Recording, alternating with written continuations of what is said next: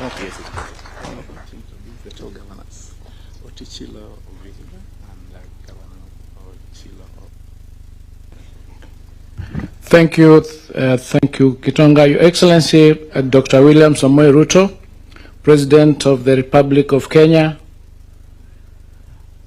the Governor of Kisumu, represented here by his DG, the Governor of Migori, present here today, the Governor of Vihiga, present here, the Most Reverend Archbishop Zacchaeus Okoth, Archbishop Emeritus of Kisumu and founder of Uzima University, Chancellors, Vice Chancellors, Deans, and distinguished faculty and other members of Uzima University, graduates of this 5th convocation of the Uzima University, the PSS here present, led by Dr. Raymond Umolo, Dr. Beatrice Inyangala, Dr. Umoluga, and CPA Karen Agengo, parents, guardians, and loved ones present, clinical partners, invited guests, ladies and gentlemen, members of parliament, members of the assemblies here present, good morning.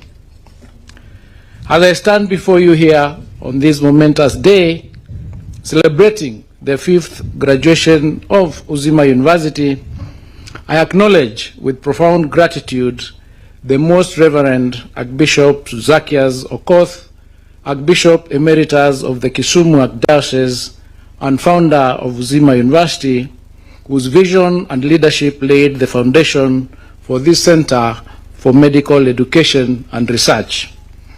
We also recognize the Board of Trustees, the Council, the Senate, our dedicated faculty, clinical partners, families, and all those whose sacrifices have made this day possible, creating a shining example of academic excellence and professional competence. I wish to place on record our sincere appreciation for the critical role played by regulatory authorities and oversight bodies that have guided Uzima's growth and safeguarded the quality of medical education in Kenya. The Commission for University Education has provided the regulatory framework and oversight that ensure academic standards and institutional integrity.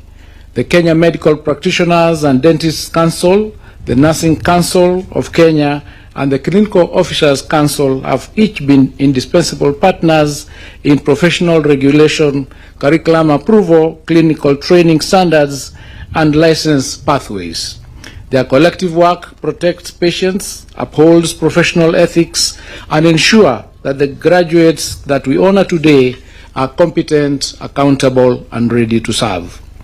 Uzima's story is one of steady and purposeful growth, from opening its doors to the first medical students in January 2012, through the first graduations in nursing and clinical medicine, to the award of the letter of interim authority in March 2020, this university has remained faithful to its mission, which is to train morally upright, innovative, and research-minded health professionals who serve the most vulnerable among us.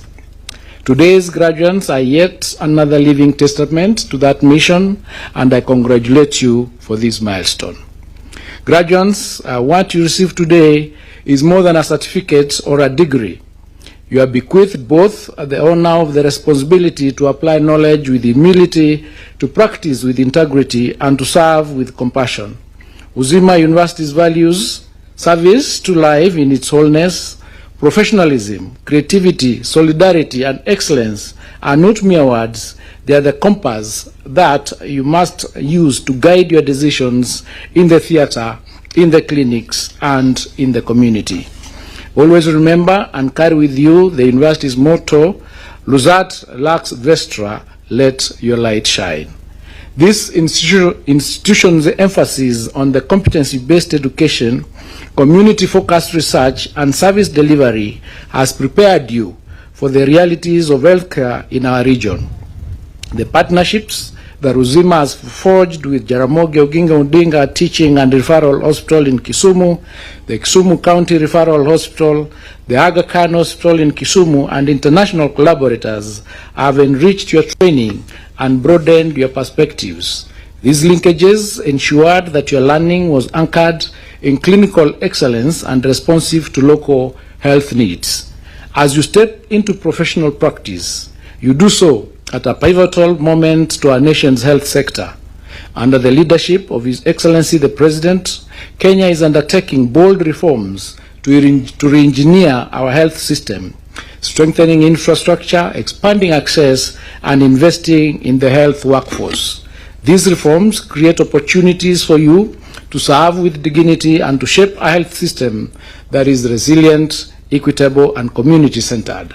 I urge you to embrace roles across the continuum of care in county hospitals, community health programs, research institutions, and health management, where your impact will be multiplied.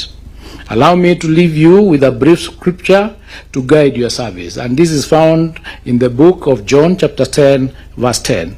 I have come that they may have life and have it to the full.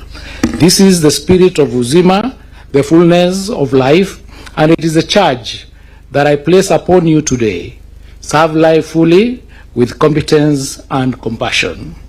Your Excellency, allow me to thank you for the directive that you gave last week on the basis of ensuring that all our students in grade 9 transition to grade 10 without necessarily having the fees required or having uniforms.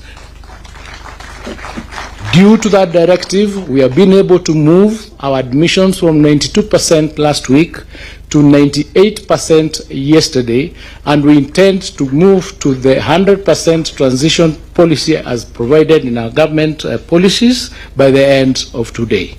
I want to take this opportunity to urge all the principals to admit the students that are remaining, and we've also instructed our field officers to collect the data of all these students so that we can be able to do what is necessary to ensure that our mandate under Article 53 of the Constitution is done.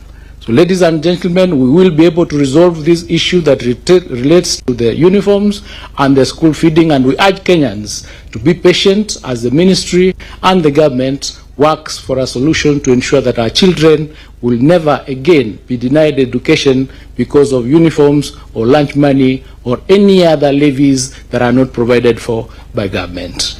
Ladies and gentlemen, may I now request that we all stand as I invite His Excellency the President to address this convocation. Your Excellency, I thank you and God bless you.